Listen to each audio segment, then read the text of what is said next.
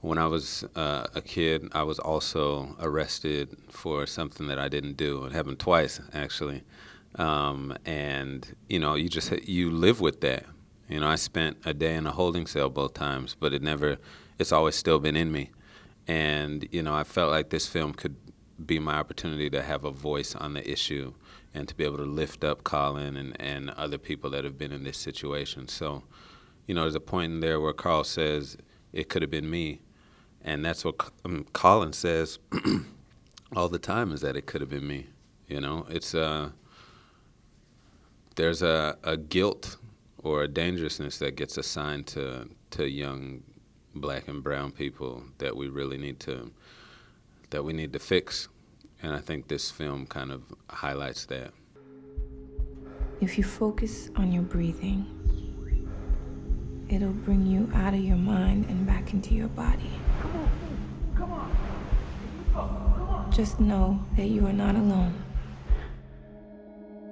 Crime today is an American epidemic. I ain't no killer. The system doesn't work for people who can't afford to defend themselves. The whole neighborhood know what happened. The whole neighborhood know you grabbed the wrong guy. I'm GREG CORBIN representing Reelblack for today. To my left, we have COLIN WARNER, right? True. And NNAMDI ASOMUGHA, who are from the movie Crown Heights. How did this come about, this film? What was the process? Well, this film, to me, came about easy. The story is the movie. This story started 37 years ago. And it was my job to let it be heard, because I realized now that my story is the story of thousands of people, right? So it's not just about me. If you want to call this story the message, this is it. NNAMDI, how did you play a role in getting this off the ground? Yeah, so our director heard Colin's story on This American Life, which was an NPR radio broadcast, and immediately he said, I want to make this story, and he put a 5-minute documentary together of Colin and Carl. He raised his voice to Thomas, did you see this guy with a gun? And Thomas said, no, I don't see him with a gun. So he was like, how do you mean you don't see him with a gun? If he shot him, you gotta see a gun. Did you see a gun? You could hear Thomas' voice quivering, like, yeah, I guess so. I did see him with a gun. Yeah, I did see him with a gun. And that's what I saw. And from that point, I just begged for a script and just really begged to audition. Eventually let me audition for Carl's part and got the role. And then from there, it was like full steam ahead just because I fell in love with the story. A heck of a transition, even in your own right. Colin, 21 years, and you stayed committed, locked in on your integrity, and you probably could have easily said, I'm guilty, let me out. What was it that made you so committed to maintaining your innocence? My name, that is all we have.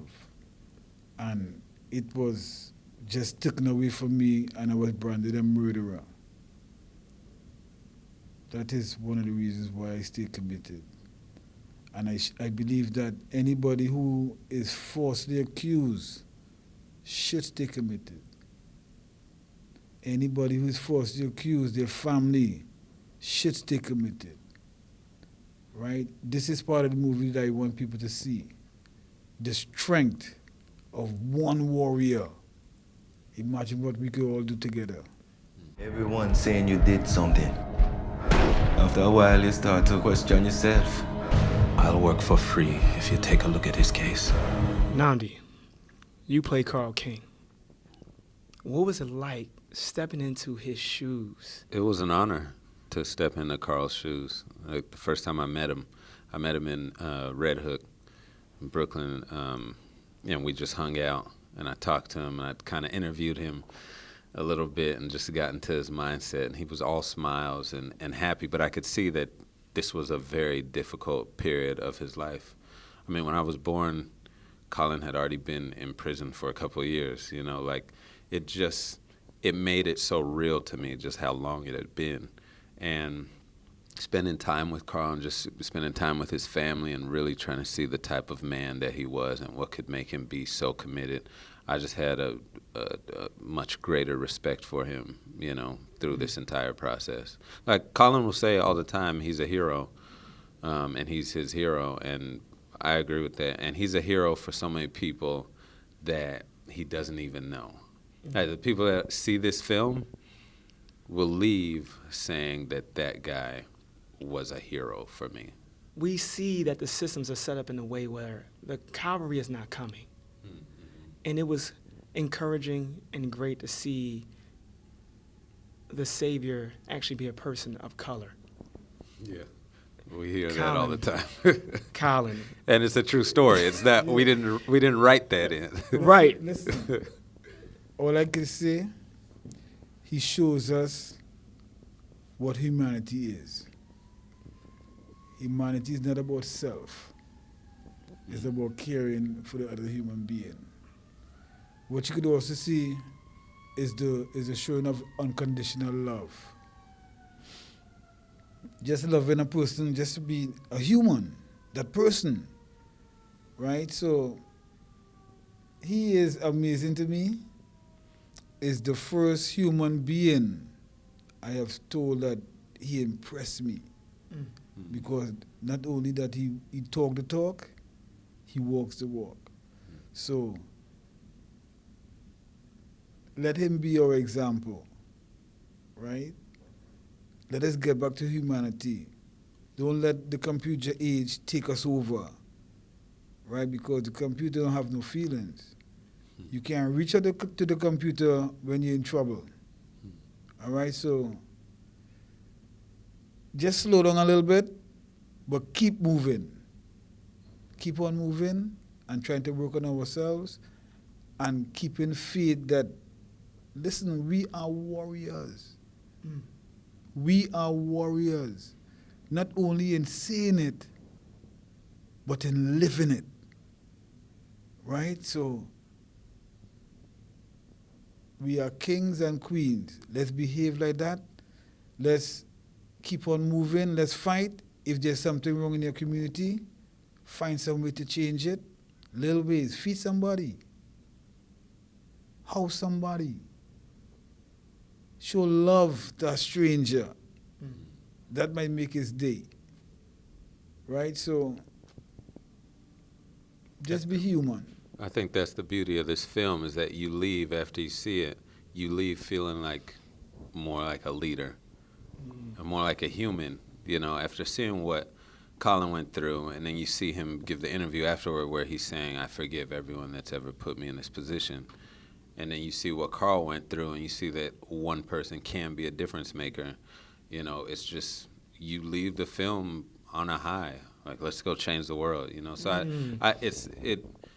obviously what happened was this unimaginable situation, you know, with Colin.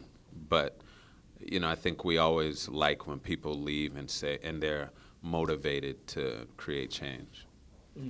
And speaking to that, after people see this movie, what is it that would be a marker of success for impact after they leave this movie? What would you want to see change? What are you hoping the audience does after they see this movie? Listen, even an awakening of some kind of consciousness. We are walking around here sleeping, and the world is going by, and we're not taking advantage. So hopefully something will click, which is already there, right? But hopefully will give you that momentum to do something about it, right? We are not powerless, so don't act powerless, right? We have power, so let's use it intelligently and effectively, right? We fought the New York State. New York State, Samson and Goliath, right? And with strength determination, and just sometimes I call it luck, right? We were able to make a move and make a change. Some of you may say, listen, that change took too long. That's a lifetime, 2 lifetimes. But we have to put our mind in a place where when we think about it and reason about it, we have something that we can work with. I say 21 years in the eyes of God may be but a only blink. Right? So I love you all. Right? Let's work. Let's make this 21 years of injustice start something, mean something to you, because I am you. I am your son. I am your father. I am your uncle. Whenever I hear your mother and your aunt too, because we all in problem, we all in trouble. So let's get together, form whatever organization or little clique, and work towards accomplishing something. Not only for yourself, but for your fellow man. Preach, good brother. Go see Crown Heights. Support the film. Don't bootleg it. Don't fire stick it. You need to be in the seats to experience the feeling and everything, and then go out there and change the world. Thank you so much for being with Reelblack. I'm GREG CORBIN. The truth is going to come out. Can't leave an innocent man in jail. I'm gonna take you home. It's just a matter of time.